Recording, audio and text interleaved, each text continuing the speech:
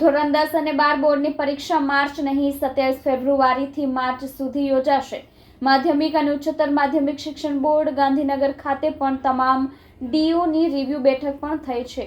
ધોરણ 10ના 91,830 વિદ્યાર્થીઓ, ધોરણ 12 સામાન્ય પ્રવાહના 45,720 વિદ્યાર્થીઓ અને 12 સાયન્સના 15,740 જેટલા વિદ્યાર્થીઓ નોંધાયા છે।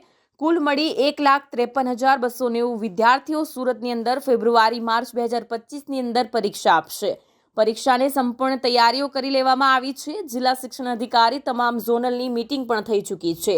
માધ્યમિક અને ઉચ્ચતર માધ્યમિક શિક્ષણ બોર્ડ ગાંધીનગર ખાતે પણ તમામ ડીઈઓની રિવ્યુ બેઠક પણ થઈ છે। રાજ્યની અંદર સુરતમાં સૌથી વધારે વિદ્યાર્થીઓ નોંધાયા છે। 14 ઝોનની અંદર આ પરીક્ષા કેન્દ્ર વહેંચાયા છે। 524 જેટલા પરીક્ષા કેન્દ્ર એટલે કે બિલ્ડિંગોમાં પરીક્ષા લેવાશે અને સીસીટીવી કેમેરાથી નજર રાખવામાં આવશે।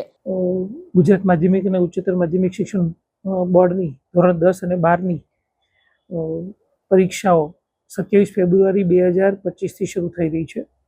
આ માટે સુરત જિલ્લા વહીવટીતંત્ર, જિલ્લા શિક્ષણ અધિકારીની કચેરી સંપૂર્ણ સજ્જ છે। સુરતની અંદર કુલ 1,53,000 સમથિંગ વિદ્યાર્થીઓ પરીક્ષા આપશે। તે પૈકી 91,000 જેટલા વિદ્યાર્થીઓ ધોરણ 10માં છે। ધોરણ 12 સામાન્ય પ્રવાહની અંદર 45,000 કરતાં વધુ વિદ્યાર્થીઓ પરીક્ષા આપવાના છે, જ્યારે 12 વિજ્ઞાન પ્રવાહની અંદર 15,000 કરતાં વધારે વિદ્યાર્થીઓ પરીક્ષા આપનાર છે। તમામ 524 પરીક્ષા બિલ્ડિંગોની અંદર, શાળાઓની અંદર આ પરીક્ષા યોજાશે। એની અંદર ટોટલ 5,372 જેટલા વર્ગખંડોની અંદર પરીક્ષા યોજાનાર છે। તમામ પરીક્ષા વર્ગખંડો સીસીટીવીથી સજ્જ છે। તમામ પ્રકારની તૈયારીઓ થઈ ચૂકી છે। આ વખતે પરીક્ષા વહેલી હોવાથી એડવાન્સમાં તૈયારીઓ કરી છે અને તમામ પ્રકારની સુવિધાઓની પણ ચકાસણી કરવામાં આવી છે।